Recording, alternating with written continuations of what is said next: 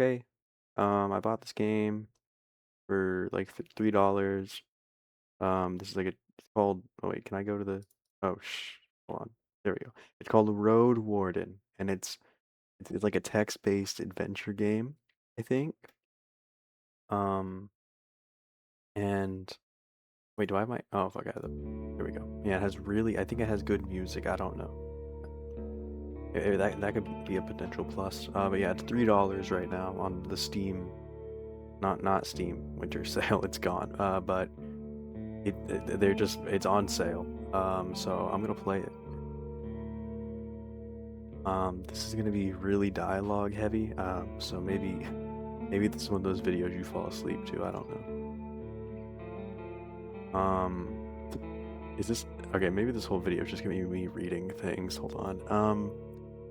Everyone knows to stay away from the wilderness. Most people would never risk a lonely journey. Road wardens not only accept the struggle, they embrace it. They deliver messages, assist merchants, burn human corpses, and if possible, get rid of the beasts and highwaymen. Live on the road, die young or retire early. It's a dangerous job, but a respectable one, and it pays well. I definitely leave the safety of the walls. Oh, okay. Um, Advanced options? No, okay. We're just gonna do standard. I think that'll be fine. I've played RPGs before. Oh, jeez. Oh, the wall is still standing. There are no wolves around, no stench of blood. Good signs. This should be the place you're looking for. You were supposed to meet with a group of soldiers, but you hear no voices, no sounds of labor.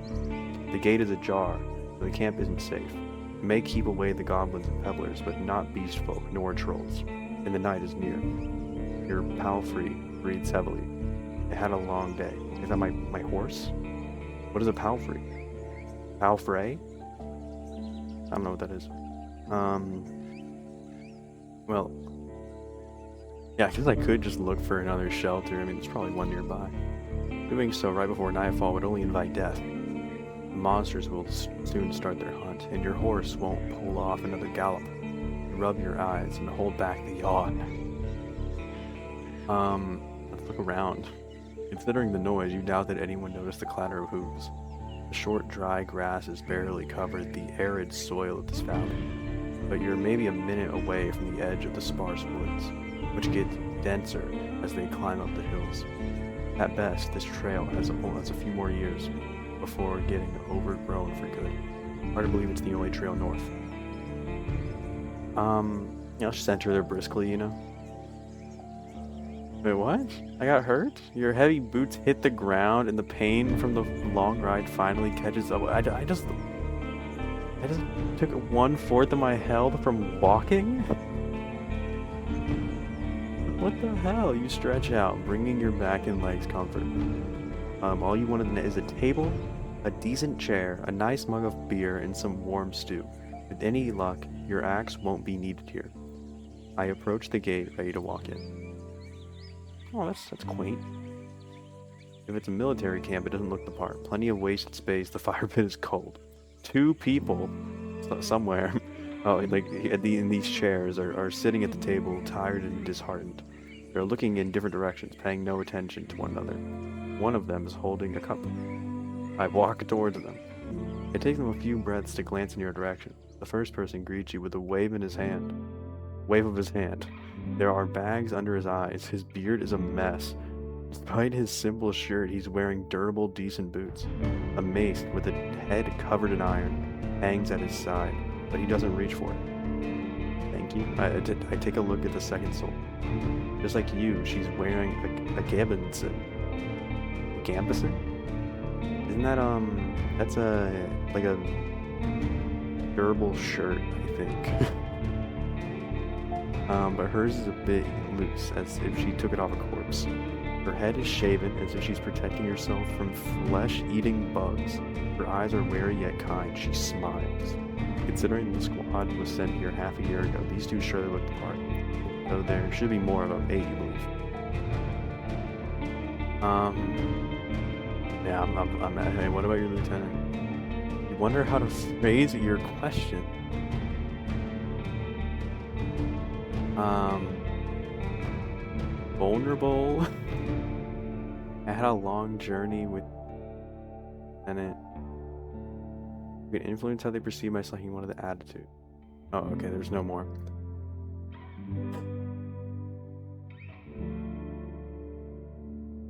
Wait, what? Okay, does this matter? I was hoping to meet with your lieutenant. Could we talk for a bit?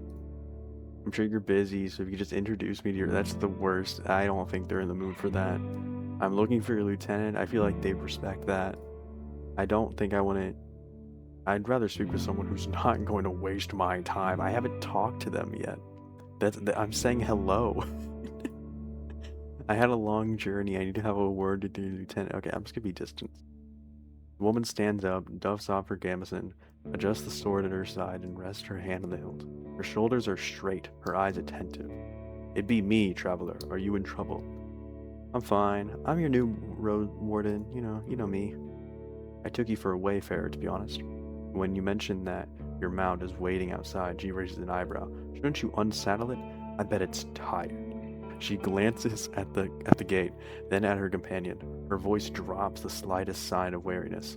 I expect you're looking for directions. I'll help you as much as I can. He reaches out to you. Lieutenant Tulia. I click on that? Maybe a trap. I just heard her stop, pretending to be embarrassed.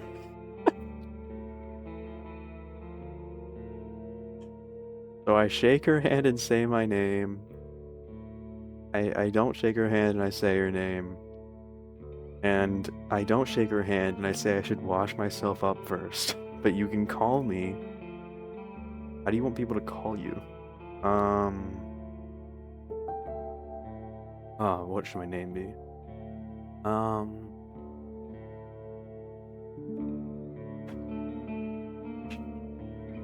No, not Schnookums.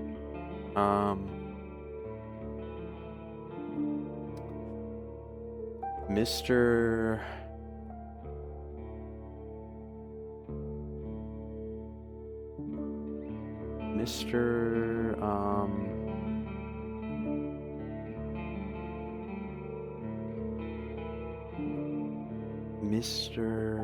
I keep starting to think like Mr. Green, like I think that's from Clue.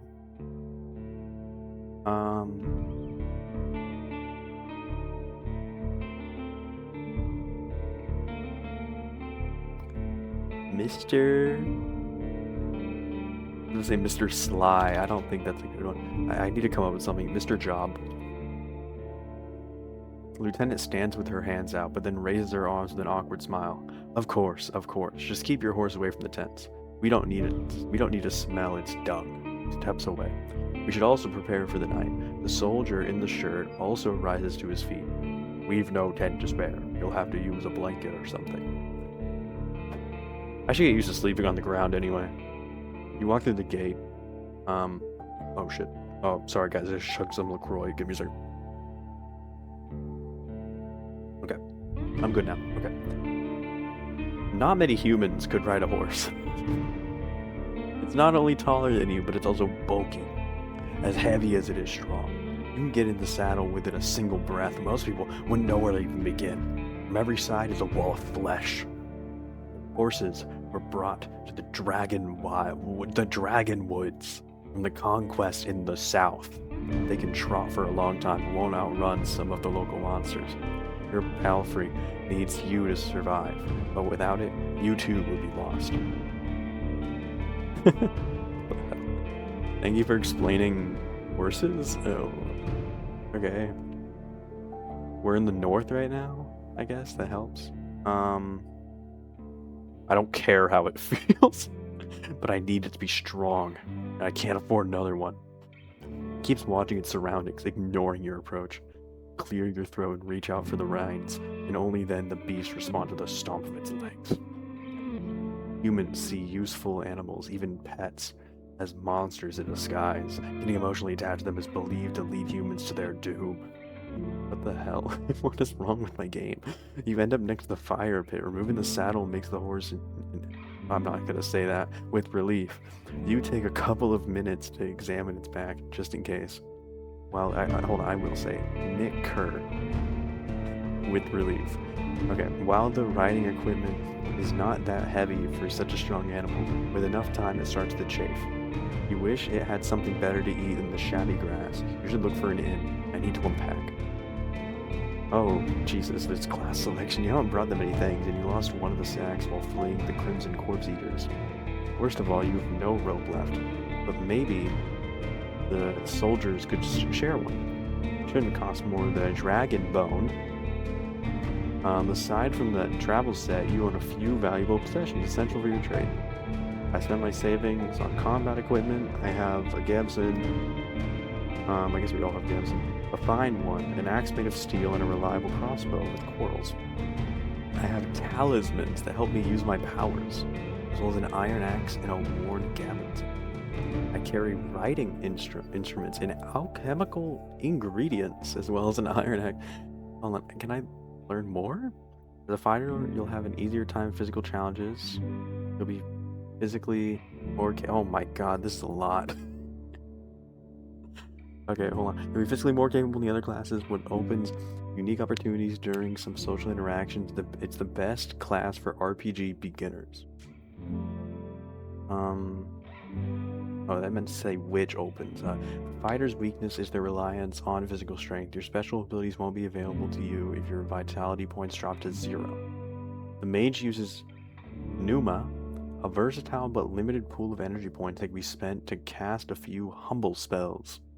Magic won't protect you better than a sharp axe, but as a mage you'll be able to heal faster while resting, detect magic in a mysterious area, distract a beast with a simple trick, and find a common tongue with other magic users. The mage's powers too freely will result in having no pneuma left when you need it the most. And the scholar is fucking stupid. I'm getting the mage. You unpack and inspect your belongings. Your water skin isn't pierced. The spare clothes are still here, just in case you take a... Okay, give me a second.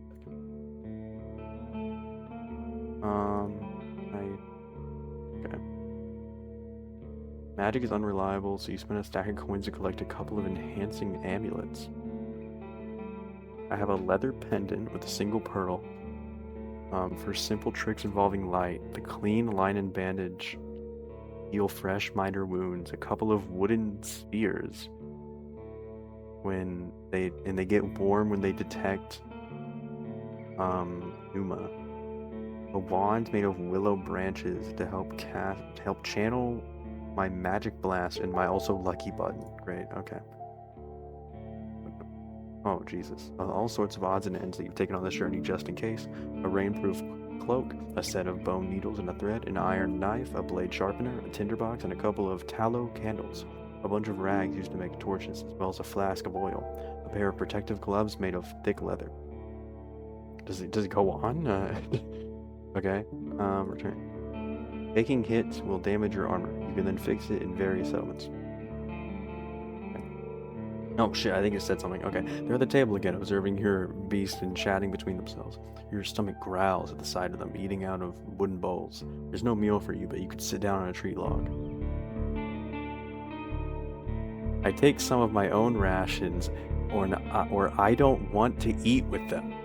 I sit down and ask Tulia what she could tell me about this area. She focuses and chooses her words carefully. She looks away only when she gathers her thoughts. Wait, she looks away only when she gathers? Does this game have like minor spelling errors or like weird? Okay. I can only say as much as I know, and that's not much. She nods towards the other soldier. As you can see, there's not a lot of us left. At the beginning of the summer, there were 8 of us, including our previous lieutenant. 5 are dead. 1 has run away in Tyr. We're also strangers in this land, adds her companion. Any piece of info may help me get the job done. The man leans forward, his legs shaking nervously. He sounds like a kid asking a bard to sing one more story, tell a joke, or do a magic trick. Whatever it takes to escape from boredom. His untrimmed beard hides a much younger face than you originally thought. What did the officials tell you? I expect not that much. No soul governs these events. I just want to be a bit of a... I'm not gonna tell you. You think how unprepared you are for this task, since this area is too far away from Havlavan to keep it under control. You were warned that it's untamed and unknown. Who knows how many villages, bandits, or monsters may be found in these unmapped hills and forests. It's a place of both danger and opportunity, a great realm to spend the rest of summer. Actually, I prefer to keep it that way, says Tulia. The less you tell us, the smaller the chance that the commanders will send us here again. There's bitterness in her brief laughter. I'm fine with the soldier's life, you know. I just hope to find an outpost where I won't have to bid farewell to most people I know. I don't say anything. Lieutenant drinks from her cup and crosses her legs, ankle on knee. Seeing her chair makes you doubt she'll ever find a comfortable position. Where should we start? I've lost my rope? Oh, okay. I have to ask about these things. What should I know about the peninsula? I'll tell you what I know and you'll be the judge, says Lieutenant. How long did it take you to get here from the city? On a decent palfrey, I guess it would be 3-4 days? When you confirm, she continues. From here, you reach the coast in about a day, as long as you don't make any stops. Do you know the situation? Why no shipping you here? You nod. The sea route allows Havlavan officials to keep in touch with the coastal villages, collect taxes, move the soldiers, collect lumber, deliver tools, but maintaining order on a wild coast such as this one is like filling the ocean depths with coins. Because of the rocks, you can hardly stop a ship 5 miles from shore, and boats can't get much further. You know, I don't know much about fishing, but there's not that many people living by the shore, and they don't crave to stay in touch with the city folk. Actually, wait, am I recording? Okay, thank God. I got really paranoid there for a second. Then I was like, holy shit, I am like losing my breath right now for a recording that isn't even real. But it is real. This is real. Palestine. As she pauses, her companion carries on. No soul from the north ever came to the camp, but when we traveled to the roadside inn, Pell to the north, their habit trade and to play dice. Why not just stay at one of the settlements? Ooh! The man clears his throat. I mean, you know, we're to guard this road. This camp is our post. And he turns towards Tulia. She lowers her voice. Don't take it the wrong way, Mr. Job, but are you a devout soul? Like most city folk, I believe that people should unite their energy, their strength to overcome the threats of nature and dark magic. Everyone will be judged for both good and evil deeds. Okay, so that's like Christianity. For many years, I supported a monastery that does its best to advance mankind's spiritual growth, artistry, herbalism, and magical research. I follow the teachings of an order of truth. I'm from a small village. For me, the freedom of shell, pneuma, and soul are the main virtues of life. My community is unique and independent. So are its members. I have a place in my fellowship. I have a strong connection to nature and spirits, and follow the path of my ancestors. One of my beliefs may be considered sinister and treacherous by the city folk. There's no evidence.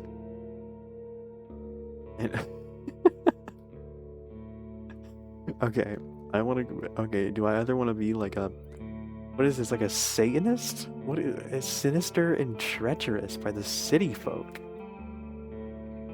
Or do I want to be like an atheist? I want to be more interesting. I don't want to just be like, no, I there's no evidence, so I'm a pagan. A pagan road warden. The man scratches his head without the slightest subtlety. Now I'm sure we can have a conversation. We're civilized people. I'm from the United Church, but I'm not a priest or anything, and definitely not a zealot. The awkward pause. The United Church has spilled the blood of countless pagan tribes, making it clear that who's not with them is against them. Your family shared gruesome stories about the atrocities committed by the priest against your ancestors. I frown in silence. The people here are disquieting. Every few words, she taps the table with her finger. Their traditions won't help them negotiate with the officials. Here, she starts to draw lines with her index finger as if she's pointing at an invisible map. The peninsula is connected with roads, like a big circle. In the northwest, you'll find a weird village in a bog. Not exactly pagan, I don't think. It even has a priest who claims to be an eremite. You nod. She means a fellowship. Okay. They do crazy shit. Her companion chimes in. They use the dead to cut down trees and dig in soil. Once I saw it, I begged to never return there. I see. You heard tales such as this one since you were a child. If an isolated settlement manages to survive without a city's influence, its customs and traditions grow more and more alien. Every generation learns how to adapt to the dangerous conditions they have to deal with, and the rustic, pagan traditions muddy their river of faith. The United Church often warns its members about the crazy druids, necromancers, and blood mages, the bringers of doom, the traitors to mankind. Were you able to speak with these necromancers? You can see why we're not eager to go there if we could avoid it. The lieutenant chuckles. Maybe they'd be more welcoming to a road warden. The roads are dangerous with little to no shelters. People need your help. The man in the shirt turns a bit and points a finger to the northwest. If you're headed to the undead village, you'll get to an inn first and soon. Tulia nods. Pelt of the North is a safe place. You can talk with the innkeeper or the guards. Ask them about the road. Oh, and all that and about. How about these? He stares off across the camp. Hard to tell, we went there only once. There are hills, forests, rivers. We saw a tunnel sculpted in leaves and branches, but we didn't enter it. Wilderness all around. Any monsters worth mentioning? Anything that can catch my mount? We saw all sorts of beasts. Goblins, tree ants, cats large and small, runners, howlers, wolves, spiked boars, waffling eaters, griffins, but we managed to stay away. Some could catch up with most mounts. Julia glanced at her companion, though a palfrey should be fine. Am I saying that right? A palfrey, maybe? A palfrey. Should be fine. The trees are so tall that the flying creatures keep to the coast and mountains. There's not that many humans around. The animals are busy fighting among themselves. They fight more for food than territory. Soldier cracks his knuckles. Don't provoke them and ride fast. Just count on luck. Okay. And any idea? Okay, that was one of them. Any idea what happened to the previous Roadwarden? Julia takes a deep breath. Aren't you a bit late for a rescue mission? We haven't heard from him for almost half a year. The soldier speaks for a bit between themselves. The soldiers speak trying to get their story straight. Confirmed that he had stopped by their camp a few times, but stopped showing up at all in early summer. The bearded soldier starts to scratch the table with his tip of his knife without looking at you. I don't remember his name. Always busy, rounding and things to take care of. He would sit somewhere, sharpen his sword, fix his loud mail, clean clothes, write notes on that wax tablet of his. Yep, and leave at dawn, unlike us. Aster never gets bored. Julia lets out a joyless chuckle. He's secretive, but some of the locals speak about him warmly. Maybe he just doesn't like us. Sounds like you're not sure if he's dead or not. If everyone knows, they won't tell us. Maybe someone's keeping him in a basement. The man carves with passion. We haven't seen him or his Saurian? Someone ate them, I bet. The officials have hired you, right? They don't expect him to return. Richer road wardens often use four-legged, meat-eating saurians as their mounts. They have to be tamed and trained since they're hatching, but unlike horses, can easily defend themselves from many monsters. On the other hand, they enjoy attacking nearby targets a bit too much. Do you know what he was looking for? Maybe he left you a message. Neither one of us have any insight into his dealings. My predecessor left me no clues. We also took a look at Asterian stuff. Wait. She raises her open palm. What? I almost forgot. I thought, wouldn't you raise like a finger? She stands up and heads to the nearby tent. He has kids. He has kids? Okay. In a village near Havlavin. I have planned to take all his things there, a pouch, a second spear, a decent bow, some potions, quite a treasure. But I would much prefer to bring them the truth about their father. Do you want me to find out what happened to him in exchange for his stuff? Here's the catch. We've hired a messenger to ask the commander for further orders. Since she hasn't returned and you know nothing about her, she either ran away or something happened to her. Besides, with resignation. We are meant to stay here until fall. What do you think? Come see us. Tell us what you learned about the man. And we'll get back to Havlavin together. Think about your real mission. You're planning to return to Havlavin in the early fall anyway. If he's alive, I don't think he's going to be happy about me taking all his possessions. True, but he's considered dead. I doubt he'd begrudge you anything. So, and who knows, you may just find his shell lying on the roadside tomorrow. He wears mail, uses a spear mostly, maybe 5 feet tall but stout. Long red beard, short hair, pale face, rarely smiles. Okay, I'm sure his corpse will not be smiling. Okay, she glances at her companion, but after he adds nothing, she sits down and stretches out her legs. To find out what happened to him, dead or alive, left, just let me know. Use your journal to see a list of quests. I need to confirm. Oh, I can make notes. Is this okay? So there is a detail. I need to. I'll receive his abandoned belongings if I find his dead corpse. Okay, I lost my rope. Can you spare one? You're in luck. She heads towards one of the crates and moves aside a large lined sack, revealing a rope. She brings it back and nonchalantly sits down in her chair. Take it. I was planning to leave it behind. I take a closer look. Just get it.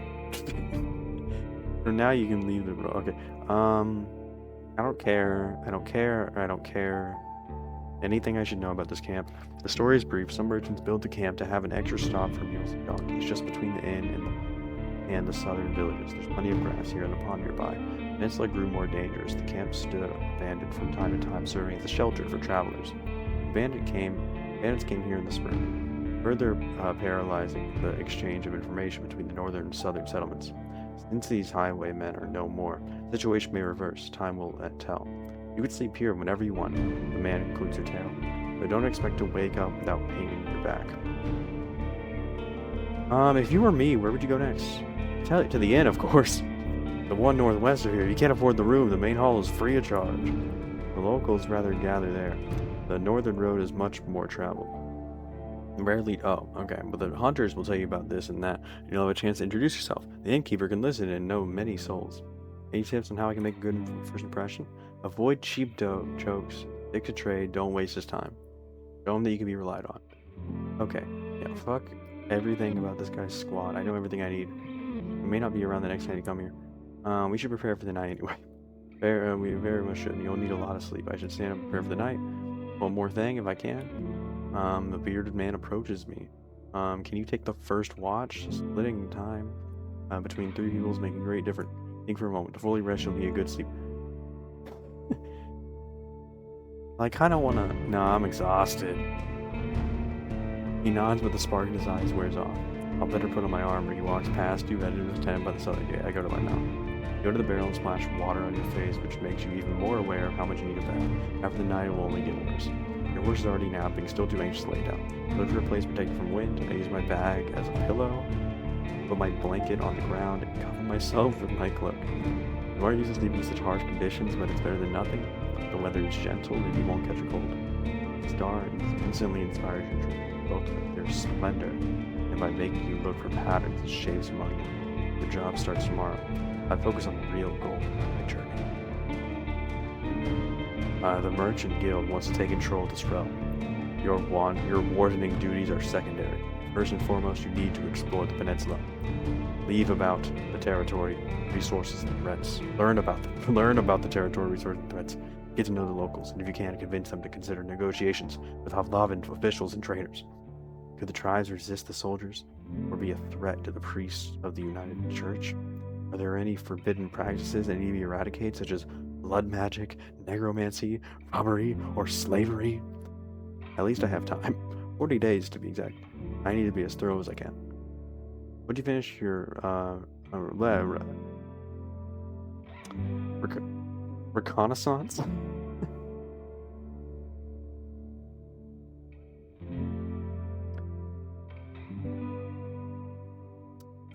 I'm definitely not saying that right. Reconnaissance. Hold on. Give me a second. Reconnaissance. Reconnaissance. Reconnaissance. That's the one it is. Okay. Therefore, you report back to your employers and get your reward. In the meantime, you have your own goal to pursue. I need to gather some extra coins so I can save my sibling from debt collectors. I need to gain some extra coins so I can retire early and live in prosperity and safety. If I gather enough connections among the local traders, I use them to become a major player in the Merchant Guild. I want to be A remembrance of the soul who brought peace and order to this realm, a hero. I just want to help people, make this region safer for the locals.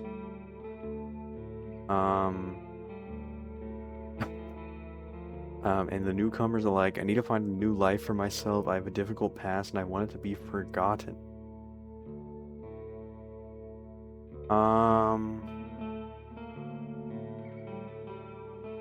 This sounds badass, in all honesty.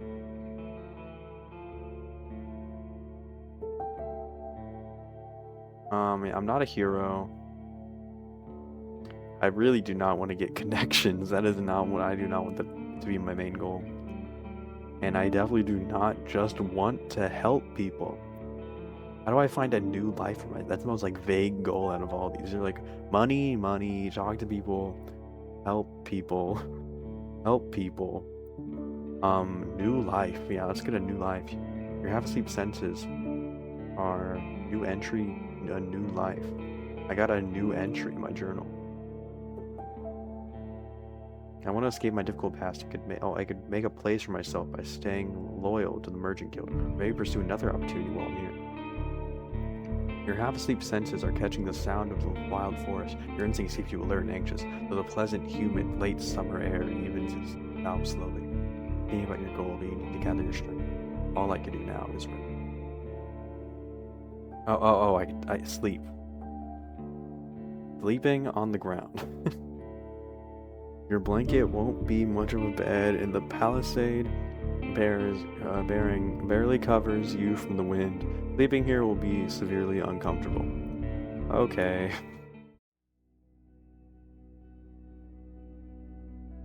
Whoa.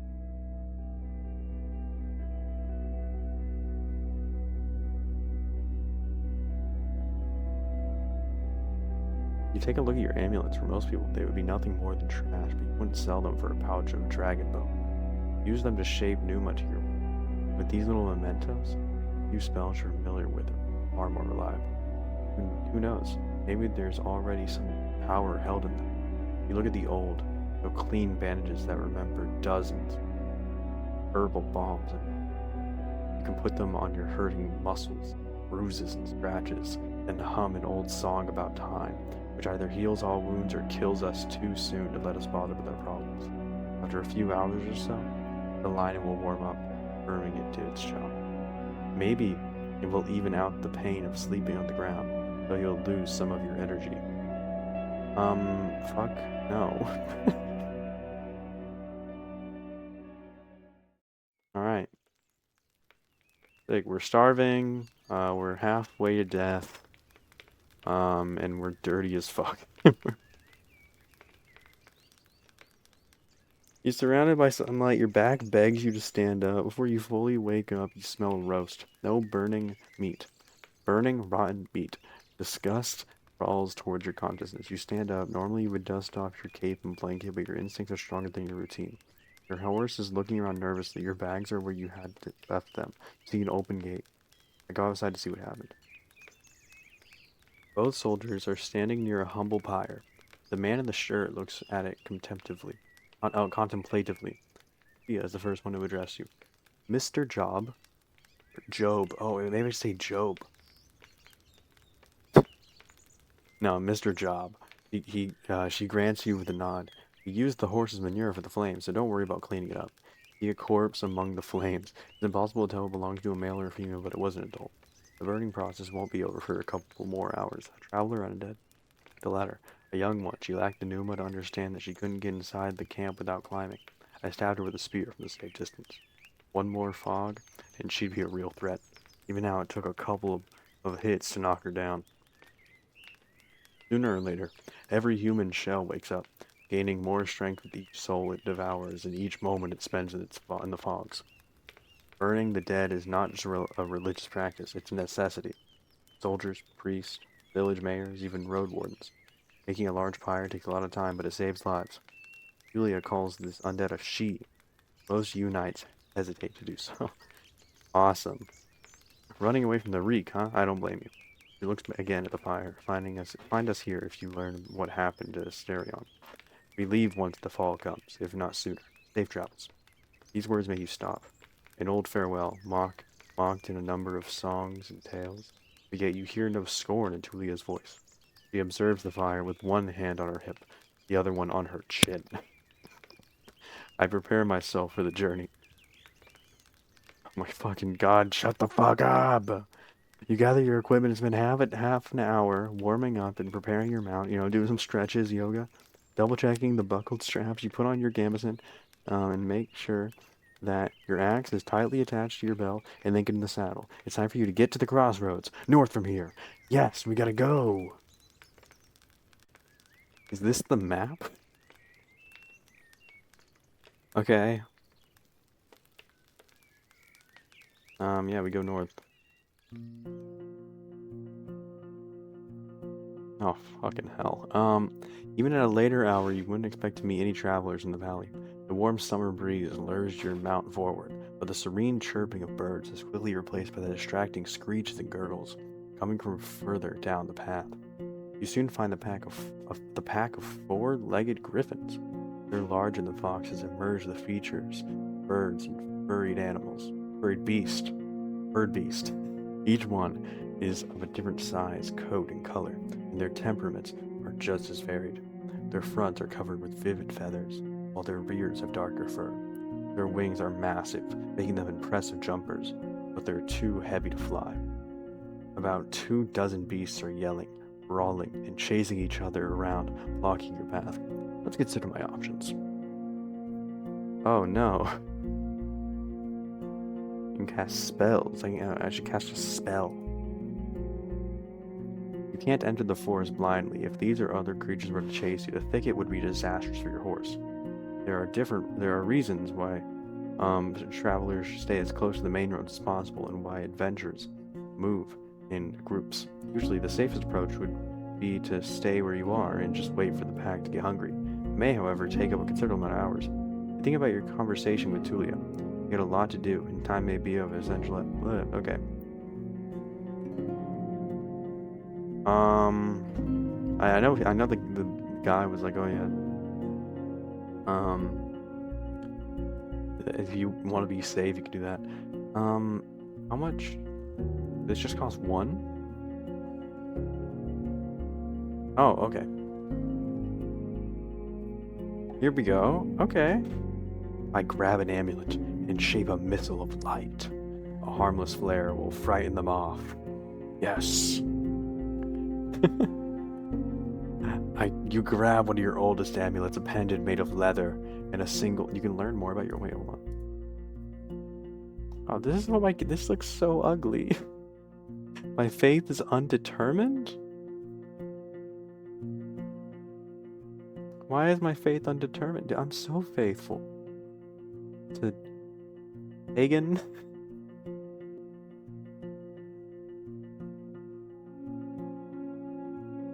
Lies.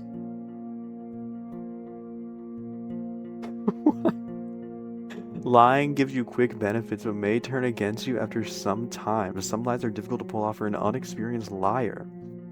Okay, that's gonna be our goal. We need to level up lying, I think, to like max level. You grab one of your oldest amulets, a pendant made of yada yada yada. The little sphere is covered by cryptic engravings, but if there's any special meaning behind them, you were never able to find out what it could be. Holding the pearl between your fingers, you feel the pleasant, familiar warmth. The spell you are about to cast is not much more than a mere illusion. You take a couple of breaths, trying to minimize any risk of failure. The pneuma leaves your shell, forming into a white ball that you barely comprehend. When it falls next to the griffins for a couple of blinks, it emits dazzling light. The animals squeak and snarl, fleeing in multiple directions at once. The road is now clear. I ride forward and enjoy the touch of my pendant. It cools down slowly. Thank God, I touched it so hard. Oh, I got an achievement. The new adventure. Reach the first crossroads. Yay. The road splits. According to what the soldiers have told you, you may find a safe inn by turning left. The forest to the right is lush, and the trail overgrown. Kids used to have this song. How did it go? Oh my, what? The harshest pathway leads to the dragon's lair. Those who search for treasure, do you truly dare? Hope you'll enjoy that out there.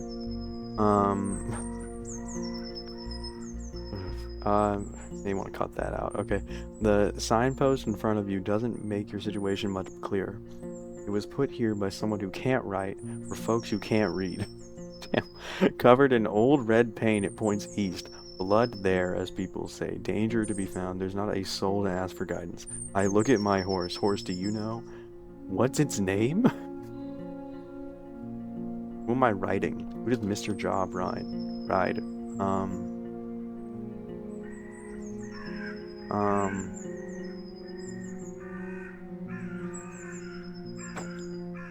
Mrs. Job? No.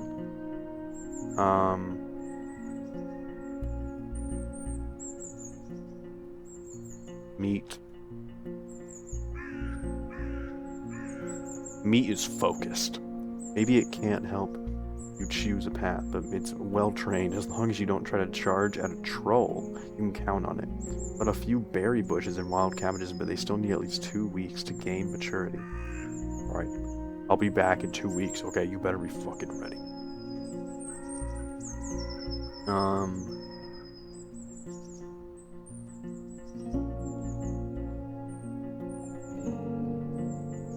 Okay, here we go to Havana. Oh, there it is.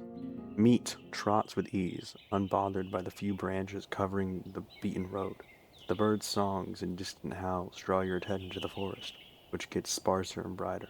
Spot boars, roe deer, and saurians.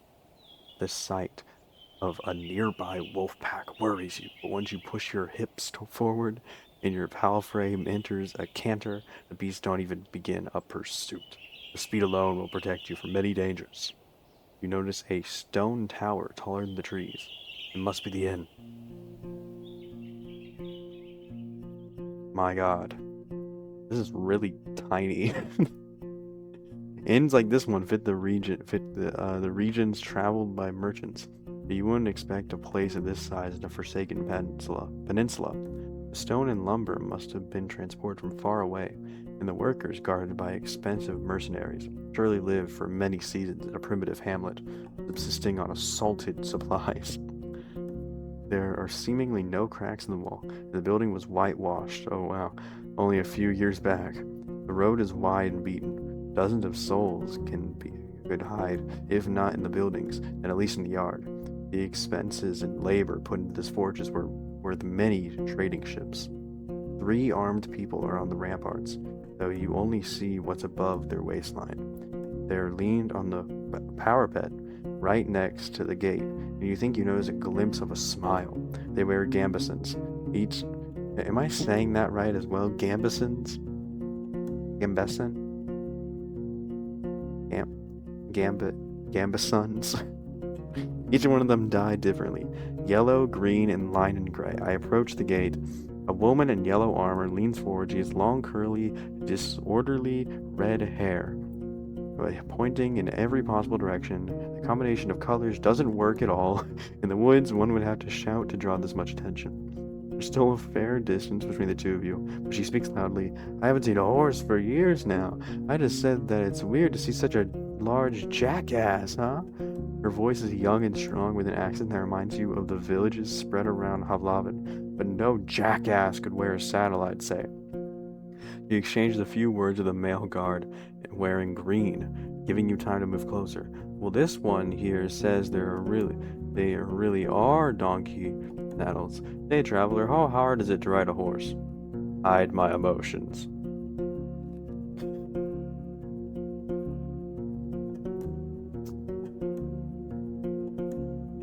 I'm confused. These are not joking or witty comments. These are just like going, okay, quite hard, honestly. Some days are still rough on me.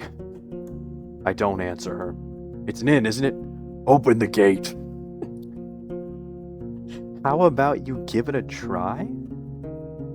I'm not gonna get her on my fucking horse. It's easy to learn the basics, but it's tiring. You train difficult muscles and those from combat. You don't say. She gestures from the other shoulders to take care of the gate. What sort of muscles? You climb down, staying concise and to the point. You point at your back.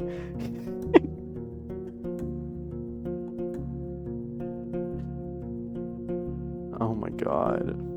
This is so fucking stupid. You point at your back, hips, and thighs, then speak about the training routine that a rider follows to stay in the saddle for more than 2 days. As you enter the yard, the woman also uses the ladder to get off the wall, then leads you under the roof where your palfrey can rest, tethered with the cord to the wooden post near some old hay. Once you're ready, go inside, speak with our boss, she said with a shadow of a smile.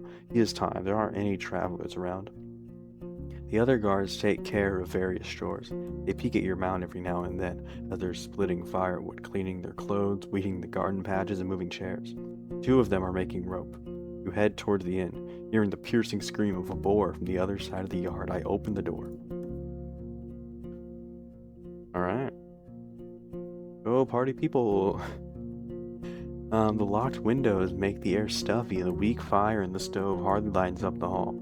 A muscular man is sweeping the floor near the stairs, but after he glances at you, he leans the broom against the wall and heads behind the counter. You're lucky to show up. His voice is deep and soft. If you were at an inn in the morning, you would spend the entire day on resting. Why'd I do that? Okay. I've got a keg of decent ale. He observes you with keen attention, yet avoids your eyes. I have a keg of decent ale, wormwood, bog myrtle, juniper berries, cat's foot. He fills a mug carefully and puts it on the countertop. It's going to spoil soon, today maybe, and we don't drink here before the even. I hate to see the good stuff going to waste. His skin is dark, almost purple, rare even among the southern tribes, and his hair is naturally bluish. He has purple skin and has blue hair. This is like a RuneScape avatar. His clothes are quite fancy for manual labor. The elegant tunic wouldn't stand out in the city square. And the counter. The plank lets out a creak after every step you take, so you slow down a bit. You could swear the innkeeper makes little to no noise. Here you go. He pushes the mug, but just so you know, my pelt to the north doesn't belong to Hovlavin. You could sleep on the floor if you wish so, but if you want a bed or a meal, you have to pay. We may have some leftovers from dinner, but I need to check.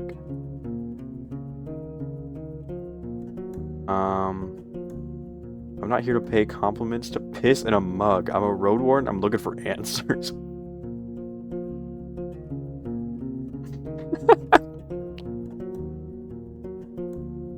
I'm such a dick. That's a funny joke, I guess. Thanks for the drink, and I see you know how to make friends with a Roadwarden. I kind of want to do this. He has like 3 guards. Just right outside. I'm not here to pay compliments to piss in a mug. I'm a Roadwarden. I'm looking for answers. His face shifts from indifference to anger. Now listen here. This inn ain't a shelter for brigands, no matter if they work for the cities or not. You better know your place, goblin ass. He grabs a mace with a head made of bronze that was resting behind the counter. I need no guards to knock your head off. Even though he says so, the door opens. Harsh looks and blades fill up the room. I walk away in silence. The guards observe you with caution, but don't reach for their weapons. Before you walk outside, you hear the innkeeper's voice. Don't come back here before tomorrow, stranger. Cool your bloody head and learn how to behave. The guards assist you on the way to meet, but they do so in silence. You pack your things. It looks like nothing is missing. Okay. I'm gonna... let's keep going. The road uphill meanders, slowing you down and forcing you to pay close attention not only to the shadow of the trees, but also to the tight, rocky passage. Oh, wow, there's birds. Can't help but notice a few caves and find ambush spots. I keep an eye out for any sign of life. Am I hunting? Oh, never mind. Okay.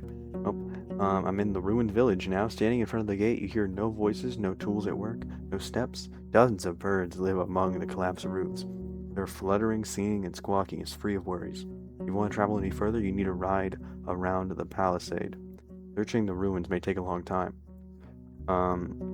A broken gate in the north will lead to the village.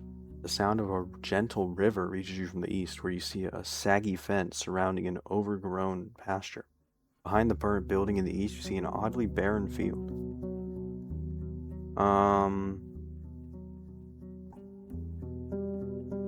Approach the building? The broken logs and planks are charred, while the wooden walls are rotten and covered in moss. You see no ashes or dust, proving that the fire happened long ago. The smell is awful, and there are no reason to stay for long. You see no furniture, just some broken shelves. It's just a storage room. The valuable odds and ends were already taken. Okay. Why? Take a closer look at the gate. The palisade is in good shape, and the entrance wasn't even touched by the flame. It was torn away, possibly thrown. The amount of used force must have been huge. You expect that it would push the gate into the village, not away from it. You don't see any marks of a dragon bite. A troll could toss such planks, but after so many years, you see no paw prints. A mage? You can't really tell. Yeah, okay, so like what, they were trying to get out? Where do you want to go? Um, I want to go to the village. The buildings, some which are collapsed, are made of wood, now charred and rotten. You spot claw marks in the walls, especially close to the doors and window frames. They could belong to a dragonling or a large wolf larger than the gray ones, or a corpse eater. Too many options to make a guess. Yet no beast remains in sight. You find the remains of clothes, furniture, odds and ends. Only one object seems to be of use. A basket-like fish trap made of vines and willow branches. If a large fish swims into it, it won't be able to get out on its own. It's quite large, but I can fit it on my saddle. Why did I pick this up? You feel a slight aching in your stomach. Do I not have, like, food? Don't I have food? Yeah, I have food. Eat it. I've ate that? Yeah, they're eaten only when necessary. Whoops. Sorry about that. Where do you want to go?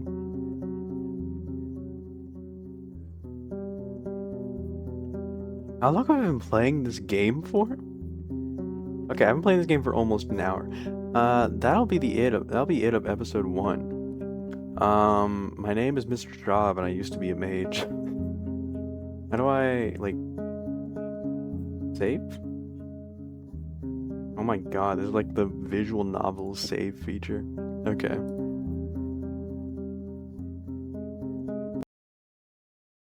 Okay, well, that'll do it for end of episode 1. Love you, bye. Cinnamon roller out.